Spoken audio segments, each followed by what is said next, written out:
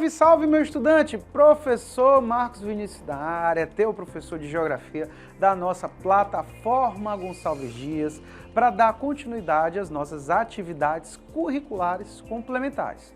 Uma série de aulas, né, meu estudante, envolvendo aí temáticas centrais do ensino médio, conteúdos de primeiro, segundo e terceiro ano, tá? E hoje nós vamos falar sobre uma temática muito importante que ganha muita evidência nas últimas provas, para ti, principalmente aluno de terceiro ano, que são os organismos internacionais, que têm um papel central na discussão geopolítica global. Nós vamos evidenciar aqui alguns órgãos desses, quais são as suas atuações, as suas formas de atuar, quem são os seus integrantes e os seus desafios. Então é uma aula aí para tu estar muito atento, porque traz muita coisa de atualidades, tá certo? Antes de nós começarmos, eu te faço logo aí a chamada. Pega teu lápis, pega a tua caneta, pega teu caderno, tá certo? Já prepara aí os prints aí, pra gente não perder nada, tá certo? Para depois aí terminar o aula, querer fazer aquela revisão, tá tudo lá no ponto pra ti. Belezinha? Então, pra gente começar com chave de ouro, respirou, oxigenou, ó, vem pra cá que é muito sucesso. Marcos, a primeira coisa que se pergunta é, o que são organismos internacionais, tá? Primeira coisa que vocês precisam estar atentos é porque essa temática ela pode vir com outras denominações. Vocês podem encontrar os organismos internacionais sendo chamados de organismos supranacionais, organizações multilaterais, por exemplo. Mas o que é importante frisar logo nesse primeiro momento? São estruturas que visam aí estabelecer diálogo, debate entre nações diversas sobre temáticas variadas e específicas, normalmente buscando soluções para determinados problemas. É muito importante frisar também que os organismos internacionais, e atenção estudante, eles não pertencem a um país em específico, tá? Os organismos internacionais, eles são acordos de cooperação mútua, tá certo? Entre nações. Então, determinado órgão pertence a tal país, outro órgão pertence a tal. Não, não pertence, tá? Embora. Agora, sendo prático, sabemos que as nações, de certa forma, mais desenvolvidas, elas tendem a ter um maior poder de influência, né, dentro da lógica global, muitas vezes também influenciando esses órgãos internacionais. Mas isso não significa dizer que os órgãos pertencem a elas. Tá certo? Muita atenção. Então, o que são esses organismos internacionais, Marcos? Vamos bem devagar. São instituições que agregam em si ações de variados países sobre um objetivo ou bem comum, ou seja, vão discutir, debater, trocar ideias, informações, opiniões sobre uma temática, buscando o bem comum, buscando soluções, tá? Elas atuam desse modo a partir de diversas causas ou missões, que é o que a gente vai evidenciar aqui, né, nos exemplos dessas instituições, tá? Exercem um peso primordial no cerne das relações geopolíticas. Marcos, que instituições são essas? São várias, eu vou te citar algumas rapidamente antes de nós detalharmos. ONU, FMI, OCDE, OPEP, G20, dentre outros. Só algumas, só para citar. Então, existem uma série de organismos internacionais que vão ter o objetivo de discutir temáticas específicas e variadas, tá certo? Buscando o quê? Soluções para determinados problemas, idealizando um bem comum. Cooperação internacional. Beleza? Continuando, tá? Vamos falar do primeiro organismo e não, por acaso, o principal organismo internacional. Se cair assim, Marcos, dos organismos internacionais, todos eles têm sua importância? Tem, claro. Mas existe algum que tem uma influência muito grande, que tem uma importância histórica muito grande? Tem. E esse se chama a ONU, que significa Organização das Nações Unidas, gente, tá? A ONU é considerado o principal organismo internacional, visto a abrangência de membros, tá certo? Ele comporta aí, basicamente todos os países do mundo. Tá? Um outro elemento muito importante que vai levar a ONU a ser entendida como o principal organismo internacional é o seu elemento de criação. Tá? A ONU ela vai ser criada em um contexto muito específico da história da humanidade, que é justamente no final da primeira metade do século XX, especificamente no final da década de 40, onde o mundo estava saindo, né, de quê? De um contexto de duas guerras mundiais. duas grandes guerras mundiais que ceifaram a vida de milhões de pessoas.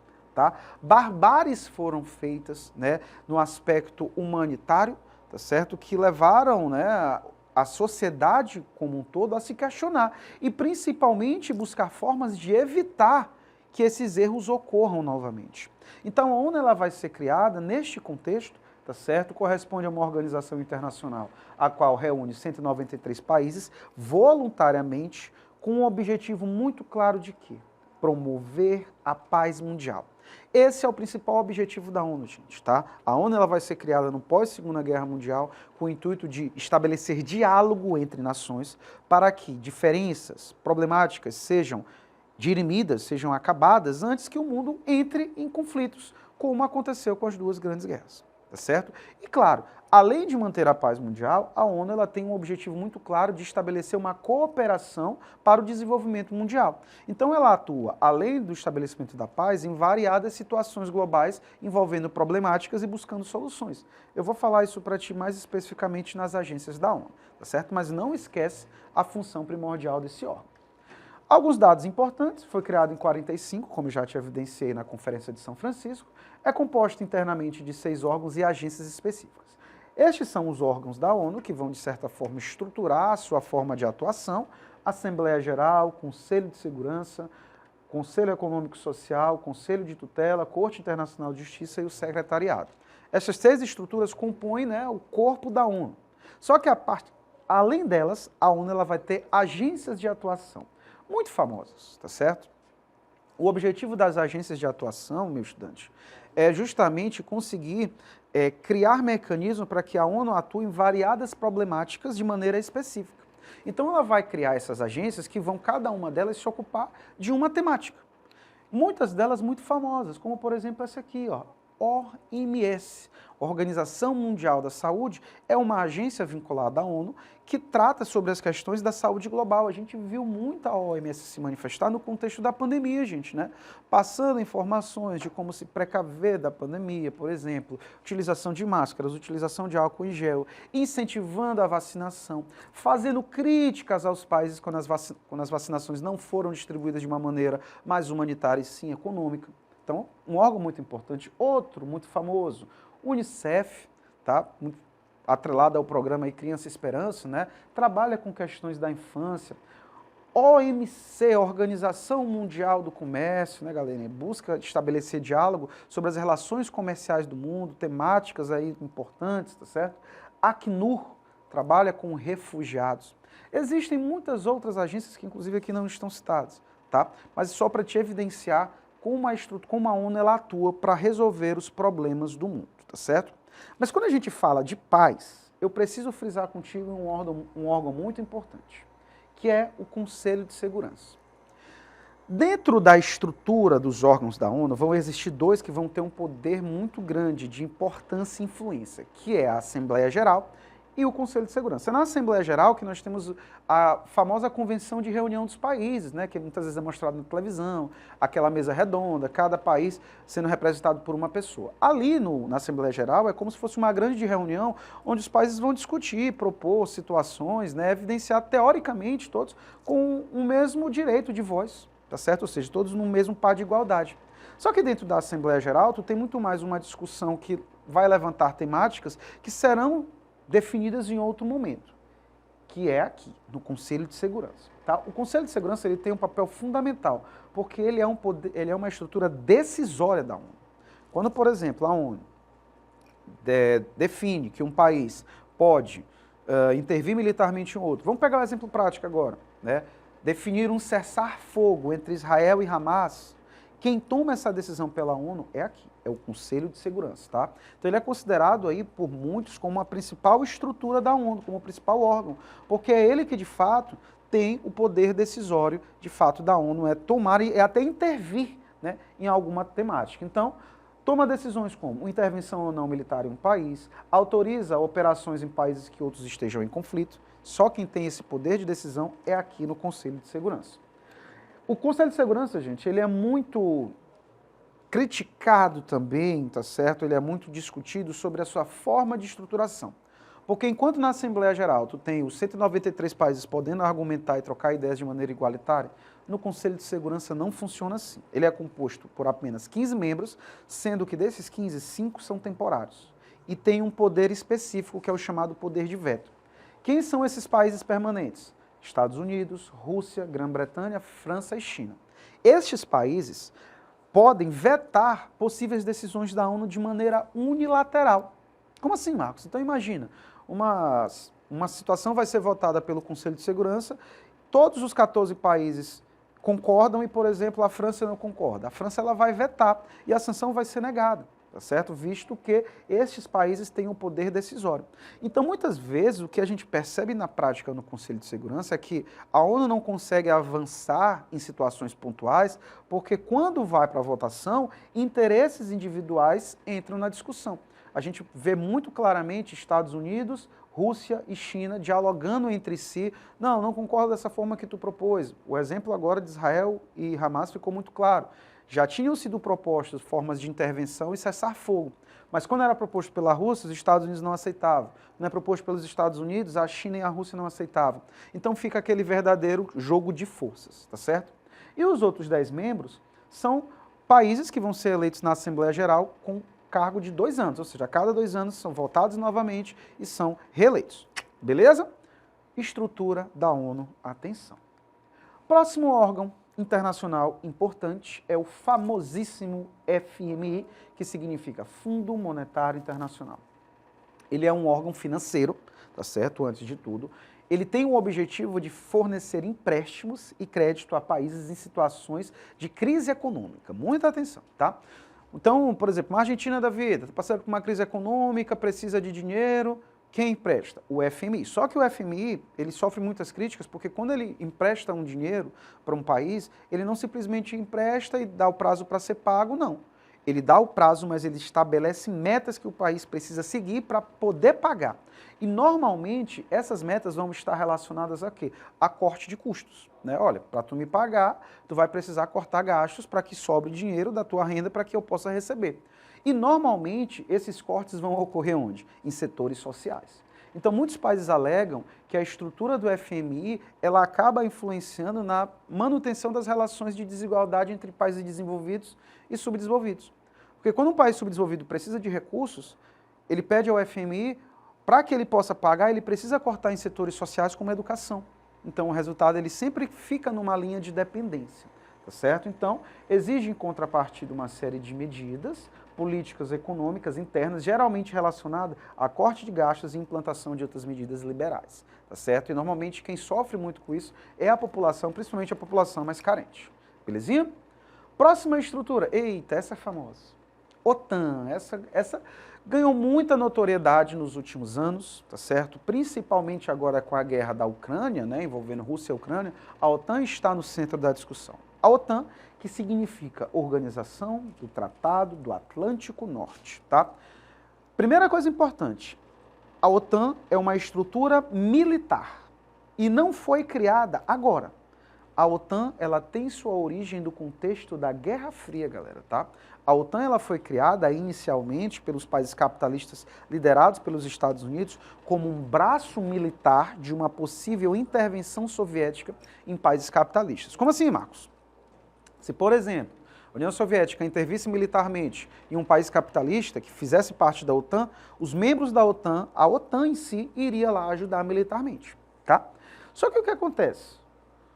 A Guerra Fria acaba, a disputa capitalista e socialismo desaparece na prática. O socialismo hoje ele é um regime de exceção, a União Soviética mesmo desaparece. E a OTAN ela vai ganhar uma nova configuração. Ela vai servir de estrutura bélica, galera, principalmente para o aumento da influência dos seus criadores, Estados Unidos e países da Europa Ocidental. Então, quando, por exemplo, a OTAN ela se movimenta, ela se alia a um país e vice-versa, isso significa dizer na prática que existe uma aproximação militar, econômica e política com os Estados Unidos e com os países da Europa Ocidental. Por que eu disse que a OTAN está diretamente atrelada ao conflito da Ucrânia? Simples, porque a Ucrânia ela queria fazer parte da OTAN e, consequentemente, também da União Europeia, sendo que a Ucrânia é um antigo território soviético e é uma zona estratégica para a Rússia. E a Rússia já tinha avisado anteriormente que não iria aceitar essa aproximação, visto que a Ucrânia se tornando parte da OTAN, era como se os Estados Unidos e a União Europeia, os países da Europa Ocidental, estivessem nos muros da Rússia, tá certo? Esse movimento que a OTAN fez em direção ao leste europeu, ele não é novo, ele já vinha acontecendo desde a década de 90. Inclusive, países que faziam parte da ex-União Soviética hoje fazem parte da OTAN, como, por exemplo, Letônia, Lituânia, Estônia. Mas a Ucrânia em si, a Rússia ela disse que não permitia e o resultado ficou muito claro com o conflito que perdura até hoje. Então, muita atenção nisso aqui, ó, OTAN, beleza? Próximo órgão, para a gente avançar, a famosa OCDE, Organização para a Cooperação e Desenvolvimento Econômico. É uma estrutura econômica que tem por objetivo possibilitar ações de desenvolvimento mútuo, tá certo? Inicialmente no campo econômico, mas também buscando progresso social. Como é que ela faz isso? Os países buscam debater, gente, e estabelecer padrões, tá certo? De consumo, de meio ambiente, de preservação ambiental, de crescimento econômico, para que assim as nações consigam se desenvolver. Ela tem a alcunha popular de Clube dos Ricos, porque normalmente quem faz parte da OCDE são países desenvolvidos ou países que não podem não ser desenvolvidos, mas foram fazer parte desse grupo por influência desses. O Brasil, por exemplo, não faz parte nesse momento da OCDE, atua apenas como um parceiro, tá certo? Então, repetindo, o objetivo da OCDE, Organização para a Cooperação e Desenvolvimento Econômico, é fomentar ações de desenvolvimento econômico aos seus países membros, visando a ampliação de metas para o equilíbrio econômico mundial e melhoria das condições de vida e índices de renda e emprego. Fechou? Beleza. Vamos falar dos Gs agora, os famosos Gs. G7, G8, G20. Marcos, o que são esses grupos, tá? São grupos também econômicos, tá certo? Sendo que nós vamos pegar uma escala cronológica de tempo, tá? Começando pelo G7, que foi um órgão criado, uma estrutura, um grupo informal criado ainda no contexto da Guerra Fria, pelas 7 principais potências capitalistas da época. Então, de certa forma, o que essas nações debatiam, deliberavam e decidiam influenciaria na lógica econômica dos países capitalistas. Quem eram esses? Estados Unidos, Reino Unido, França, Itália, Japão, Alemanha e o Canadá. O grupo dos 7, os sete maiores potências do mundo. Isso, década de 70 a 80. Década de 90, acaba o contexto da Guerra Fria, e aí tu tem um novo ator sendo inserido no G7, que é a Rússia. Embora a Rússia não estivesse no mesmo nível de desenvolvimento econômico que essas nações no aspecto capitalista, mas ela tinha um poder bélico e tem um poder bélico muito influente. Então os países do G7 entenderam por bem chamar a Rússia para fazer parte desse grupo. E aí o G7 vira o G8, tá certo? A Rússia vai ser incluída em 98, o que passou a ser conhecido como o Grupo dos 8, 7 principais economias capitalistas do mundo mais a Rússia. Motivo militar, bélico, tá certo? E por último, galera, surge o G20, tá? Que é o mais recente, foi criado em 99, reúne também presidentes de vários países, inclusive dos bancos centrais, e ele tem uma característica importante. O G20 ele é composto pelas 19 maiores economias do mundo e mais a União Europeia. É hoje considerado o principal palco das discussões econômicas envolvendo países desenvolvidos e emergentes, tá certo? É considerado desses grupos aquele com maior diversidade de interesses, tá certo? Então, o principal objetivo é garantir um espaço mais equitativo de discussão acerca de temáticas da agenda internacional entre países desenvolvidos e em desenvolvimento. Questão importante. Marcos, desses grupos, qual deles o Brasil faz parte? O Brasil é membro integrante vitalício, né, no caso permanente, né, do G20, tá certo? O Brasil está inserido, inclusive, como um dos líderes, tá certo, das potências emergentes. Belezinha? E para a gente fechar com chave de ouro, tá certo, esses organismos internacionais, vamos falar da OPEP, a Organização dos Países Exportadores de Petróleo. É um órgão internacional que tem por objetivo tabelar o preço do petróleo internacional, gente, tá? Então, o petróleo, quando ele tem um preço, não é aleatório. Quem determina a OPEP de acordo com a oferta e procura, demanda desse petróleo, tá? É uma estrutura que foi criada ali na década de 70 para proteger os interesses dos países produtores de petróleo, tá certo? Então, é uma organização que administra assuntos de interesse relacionados ao petróleo, sua exploração, produção e exportação pelo mundo. Seus membros atuam de maneira conjunta para que haja um controle dos preços do barril de petróleo, visando a competitividade e estabilidade do do petróleo no mercado econômico. Então, é uma estrutura voltada, tá certo, para o controle em relação ao preço do barril de petróleo no mundo. Fechou? Rega, Marcos, tem muita coisa. Tem mais coisas, Marcos? Tem mais óculos? Tem. Mas nós vamos focar agora. Vamos responder algumas questões, tá certo? Para a gente fechar com chave de ouro. Olha aí, ó. É uma instituição voltada para garantir o controle da produção e das políticas petrolíferas. Acabei de falar.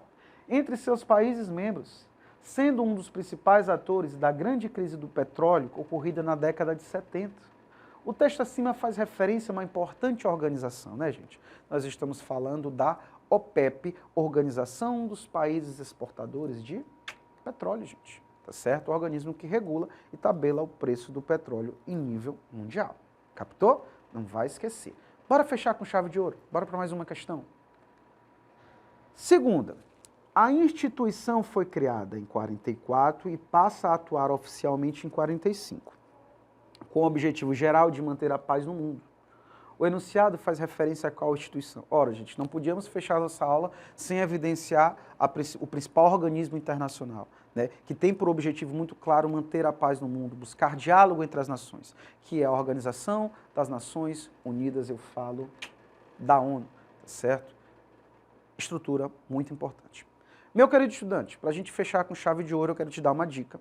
Toda essa aula aqui que nós tivemos, todo esse material está disponível para ti no nosso plano de estudo, tá certo? Disponibilizado pela Secretaria de Educação, então busca lá. Além do material teórico, tem mais questões para a gente poder, para tu aprofundar, tá certo? Além disso, segue as nossas redes sociais, segue o Instagram da plataforma para ter acesso a todas as novidades, todos os programas, para estar sempre antenado e buscando teus objetivos. No mais, te espero na próxima aula, tá certo? Te desejo muita sorte e sucesso e valeu! Fui!